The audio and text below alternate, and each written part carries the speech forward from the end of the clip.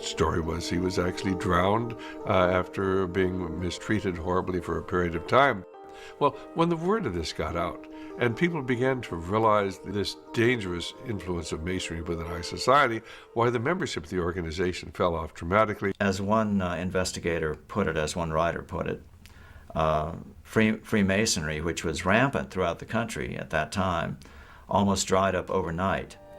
The public outrage over Morgan's death was profound, but when those who had murdered him were sought out, the people of the United States discovered that justice was not so easy to obtain.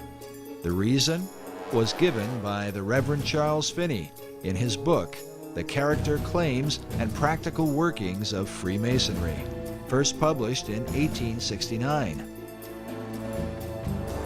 Finney was a former Mason who lived through the Morgan affair. He claimed that justice in the case was impossible because nearly all of the civil offices in the country were in the hands of Freemasons. According to Finney, even the newspapers of the day were completely under their control. Finney writes that it was found that they could do nothing with the courts, with the sheriffs, with the eyewitnesses, or with the jurors, and all their efforts were for a time entirely impotent. So this turned into a big brouhaha. It was a big Masonic scandal because it was all known. The Morgan incident became an issue of national importance, not simply because a man was murdered, but more importantly, Americans began to realize that their supposedly democratic country was being secretly controlled by the Masonic Brotherhood. And this led even to separate political parties, being anti-Masonic political parties being formed, and they were even called the Anti-Masonic Party. They ran candidates for president, and they were significant parties. They weren't just minority parties, so it was a really big deal. The Anti-Masonic Party was the first third party in American politics, and eventually became the Whig Party, which is more widely recognized. The party itself was led by former President John Quincy Adams, who wrote a collection of letters and essays against Freemasonry. How can you have a free society when you have people who belong to these secret societies and have sworn these terrible blood oaths? You can't have a free society. And that's what John Quincy Adams was writing about. Adams wrote, "I do conscientiously and sincerely believe that the order of Freemasonry, if not the greatest, is one of the greatest moral and political evils." As a result of the Morgan incident, a series of official investigations took place. In 1829, a New York State Senate committee published its findings on Masonry, stating that its members were found in almost every place where power is of any importance. 5 years later, in 1834, a joint committee in Massachusetts reported that Masonry was, quote, "a distinct independent government within our own government and beyond the control of the laws of the land by means of its secrecy." Well, the influence of Masonry has always been here since those days. And of course, within 15 or 20 years, why the membership of Masonry had reconstituted itself. It said they got down to only about 5,000 members there when Masonry was really exposed. But people soon forgot about the terrible things that had happened. And the fact that if you were a Mason, they really would kill you. Most people look upon Masonry as simply a fraternity, and these oaths have no meaning. But tragically, they do. A monument was erected in Batavia, New York, and remains to this day, in remembrance of what happened to William Morgan. The inscription on its base reads, "To the memory of William Morgan, a native of Virginia, a captain in the War of 1812, a respectable citizen of Batavia, and a martyr to the freedom of writing, printing, and speaking the truth. He was abducted from near this spot in the year 1826 by Freemasons and murdered for revealing the secrets of their order." The monument goes on to tell the reader where they can find the historical records that document the Morgan account.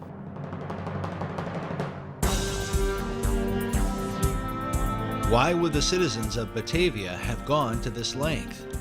Crimes are committed every day, and people sometimes murdered. Why draw attention to William Morgan? Did they desire to warn future generations? Was it because the people of that time recognized, as Charles Finney asserts in his book, that America was being controlled by Masons from behind the scenes? This is a few pages out of Morgan's book on the first 3 degrees of Freemasonry. If this looks familiar, there's a reason.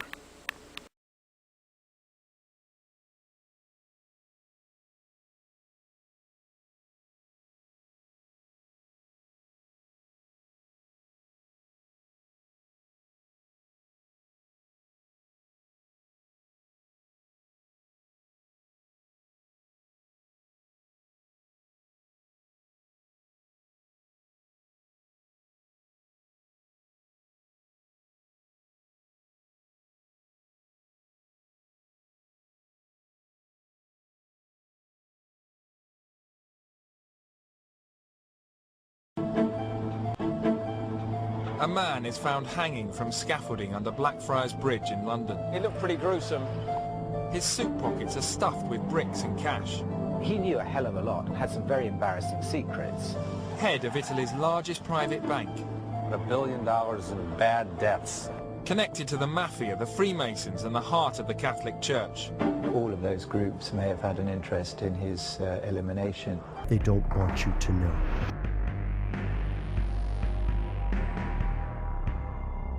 Here are the facts.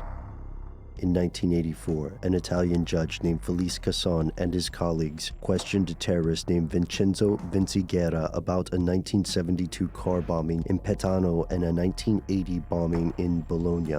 This Petano bombing had originally been blamed on a communist group called the Red Brigades, but Casson noticed troubling anomalies in the case. Vinciguerra's testimony traced the crime to a right-wing group called Ordine Nuovo, or New Order, of which he was a member. Eventually, he received a life sentence for the 1972 bombing, but his testimony and Casson's investigation led to something much, much bigger. A shadowy collaboration that connected Freemasonry, terrorism, and intelligence agencies in numerous countries, a web that led across borders and oceans all the way to the US government.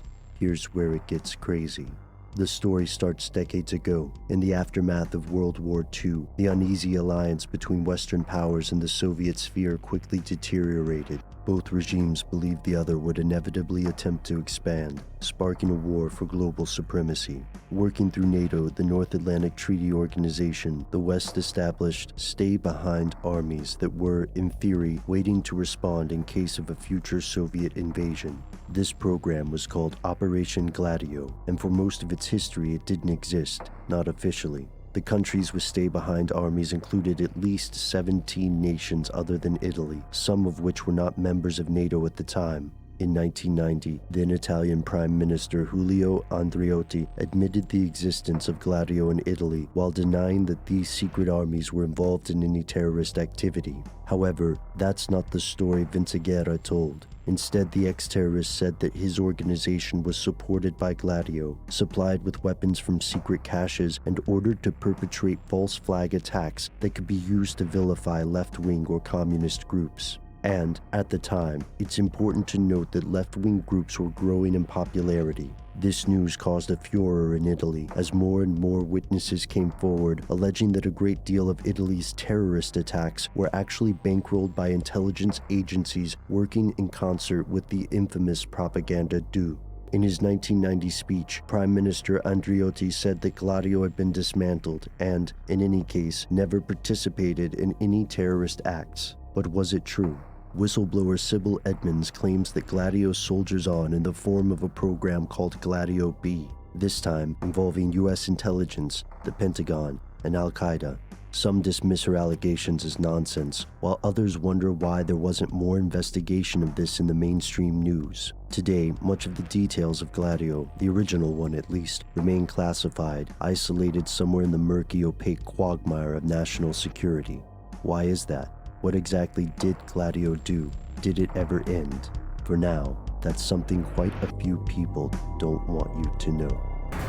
the greatest fear was Washington would come in and censor their films. And in fact, George Bush sent out Karl Rove to meet with a number of studio and television executives, asking them to cooperate with the government in its response to 9/11, and very subtly threatening repercussions for any studio or network that did not cooperate with the government. The suits, as they call them, at the studios and the networks want to be friends with both parties. They don't know. The Republicans might come up with some great candidate next time, and suddenly they'll want to have friends at the Federal Communications Commission. They'll want to have friends in all kinds of regulatory agencies. So they definitely keep an oar on either side of the boat. It's amazing the power that celebrities have over the political process, which is why Washington, D.C. recruits celebrities to promote their goals. Barack Obama essentially recruited Jay-Z to campaign for him. So if the average person were to be able to look behind the scenes and see the mechanisms at work, they would be quite surprised how the real power structure and the string pullers work. When it comes to Hollywood and Washington, D.C., one hand washes the other. But is it possible the entertainment industry plays an even bigger role behind the scenes? Why are media moguls like Ted Turner, Steven Spielberg, and Rupert Murdoch attending private meetings with the world's most powerful leaders? Coming up. Hollywood is a key of the Illuminati's power because it shapes the culture. The Illuminati is the big boys. It's just a club of really powerful people. They got a lot of money. A group that want to push their agenda any way they can.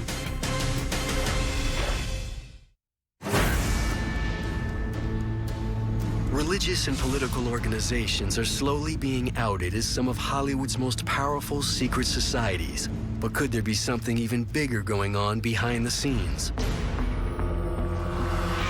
The latest conspiracy theory in Hollywood is that a worldwide secret society is promoting its agenda through the manipulation of our most influential celebrities.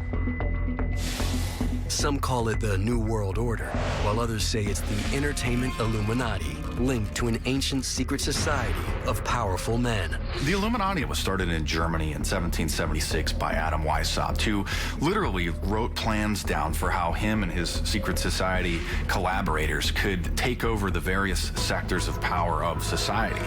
The opinion shapers, the political power, the banking industry. And Adam Weishaupt knew back in the late 1700s that if you're going to shape a society, that you control the information. But could this ancient secret society really still be around today? While it may sound far-fetched, some people within the Hollywood community are convinced there really are modern-day Illuminati pulling the strings. The Illuminati is the big boys. It's just a club of really powerful people. They got a lot of money. A group that want to push their agenda any way they can. I don't know when they meet. I don't know exactly who they are, but got their hands in something. Definitely. There's a lot of people who think that we're at the behest of this secret cabal, a combination of the military and the intelligence communities and the oil business and the bankers. And those people also believe that Steven Spielberg is the head of the public relations part of that group. Steven Spielberg secretly acting as the PR man for an organization bent on world domination? Such an idea might seem far-fetched, even if it were the plot of a Hollywood blockbuster. But there are some very real secret meetings that do take place between the entertainment industry elite and politicians. Every July, a large gathering descends upon a secluded campground just north of San Francisco. Surrounded by more security than the Playboy Mansion, this super-secret, all-male, 2-week-long gathering is known as Bohemian Grove. Bohemian Grove is on a 2,700-acre private redwood forest grove surrounded by barbed wire fences, security cameras, thermal imaging systems to make sure that no protesters go. It's surrounded by police and private security. Occasionally, photos, flyers, membership lists have been smuggled out, but it's very rare.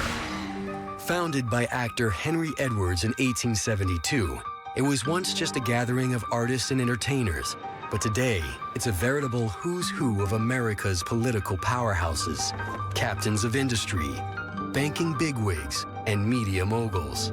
Bohemian Grove is a place where decisions are made, kind of like summer camp for white, rich dudes. The few attendees who've been willing to talk about Bohemian Grove claim it's nothing more than a chance to exchange ideas with other powerful people away from the spotlight. But there are some who believe major political decisions are made at this very secret retreat. It's where the elite meet every summer, where they have these off-the-record talks about what's going on in the industries that they're involved in. The men that go there every summer are the key players in the political sphere and in the entertainment industry, in the news industry. These are the people that decide who's going to run for office. There's a famous photo of Ronald Reagan and Richard Nixon sitting around a table inside the Bohemian Grove where they were discussing and plotting their political futures and deciding who was going to run when, years before Ronald Reagan actually became president. If these are the types of deals being wheeled at Bohemian Grove, why have Clint Eastwood and James Woods been spotted there? And why is it attended by both Republicans and Democrats? Adding fuel to the theory that Hollywood is somehow influencing world events from behind the scenes is the Bilderberg Conference. This annual meeting where the world's most powerful people meet to discuss various global issues is just as heavily guarded as Bohemian Grove and is also attended by entertainment moguls like Ted Turner and Rupert Murdoch. And then you have organizations like the Bilderberg Group, which operates as a secret society of the political, banking, and media elite that has met every year in secret since 1954 without a word in the mainstream media.